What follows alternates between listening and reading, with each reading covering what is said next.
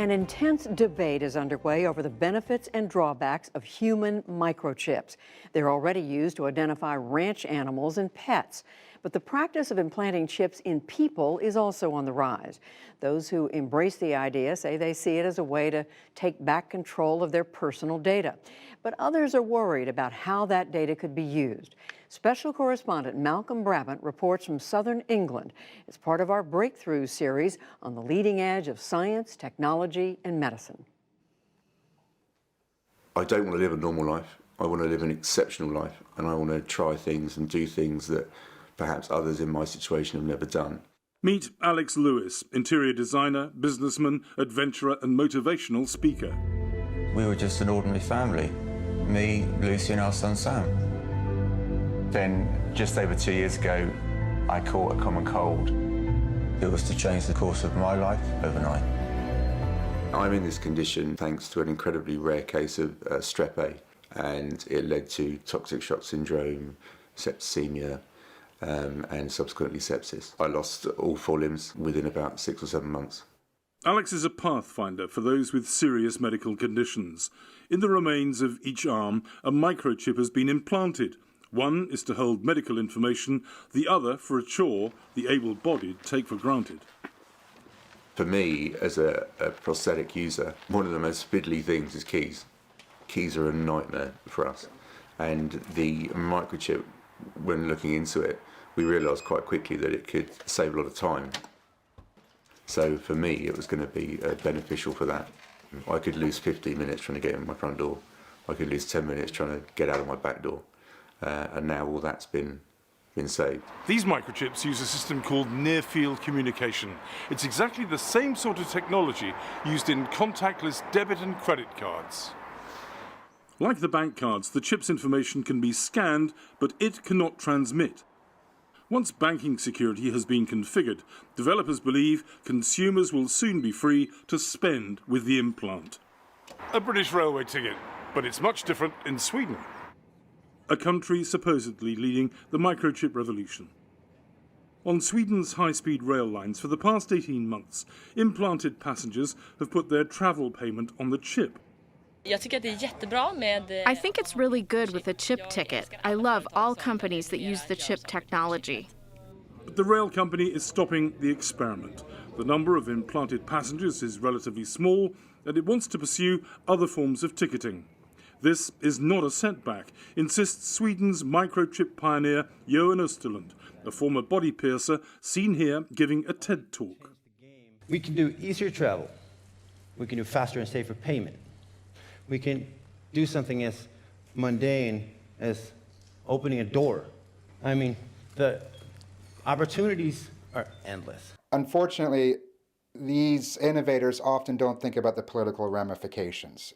Gus Hussain is the executive director of Privacy International, a non-profit that challenges overreaching state and corporate surveillance. In today's world particularly, we have to imagine how governments and how ambitious politicians and even ambitious corporate executives will try to imagine putting this type of technology into you so that they can exploit your data and ultimately exploit you. I'm going to ask you to keep your hand just nice and relaxed like it is.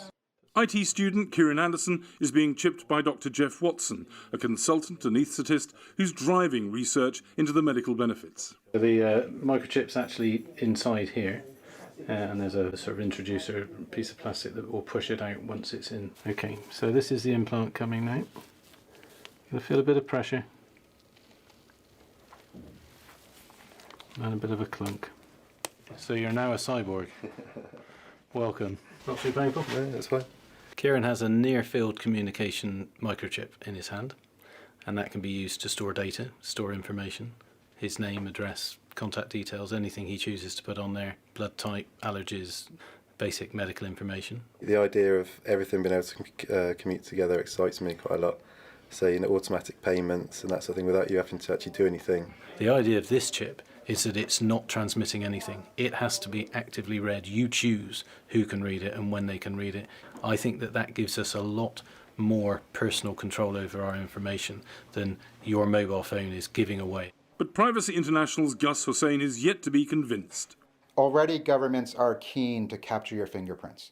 They are keen to capture your iris scans, and they want to be able to do this at a distance so they can identify as you walk through areas. They're doing facial recognition. These are all fallible technologies. They're hard to do well, but the idea that they could actually just embed you, it is the modern form of tattooing barcodes on people, and we've seen governments do that in the past. This is just the next generation. Stephen Northern, the co-owner of the British implant company, believes those fears are exaggerated. So I've been compared to Hitler before for microchipping people. It's been commented, but I mean, I can't really see the connection personally. I can understand people have very strong views. There's big ethical arguments around microchipping people, but currently it's by choice. No one is enforcing you have to be microchipped.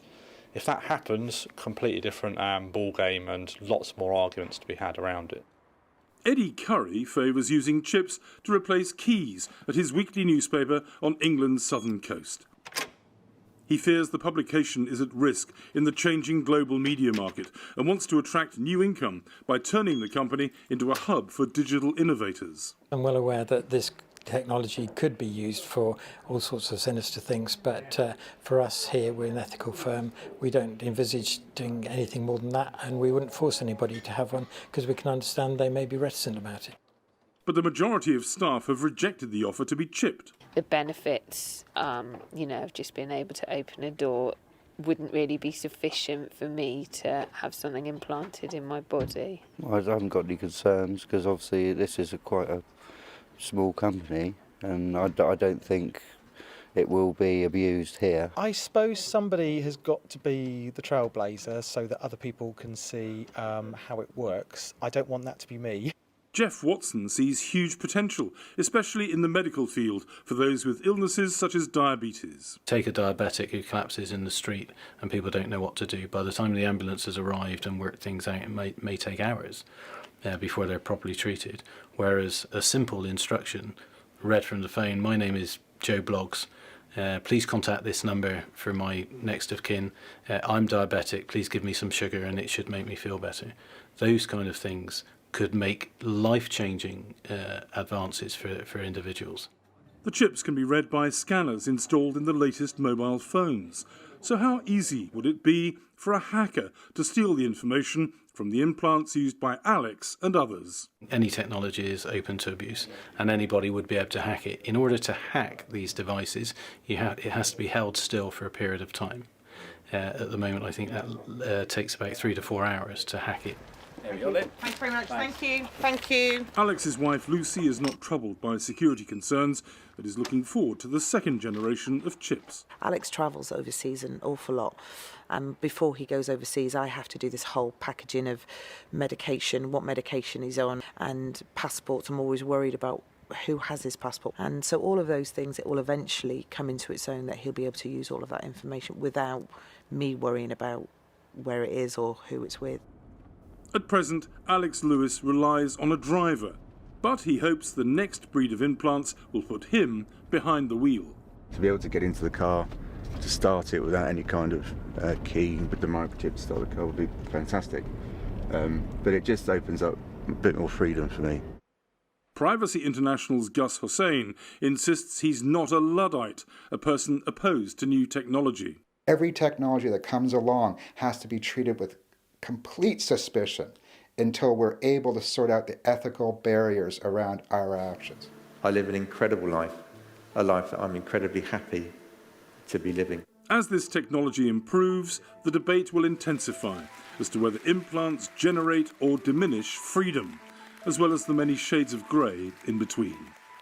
For the PBS NewsHour, I'm Malcolm Brabant in southern England.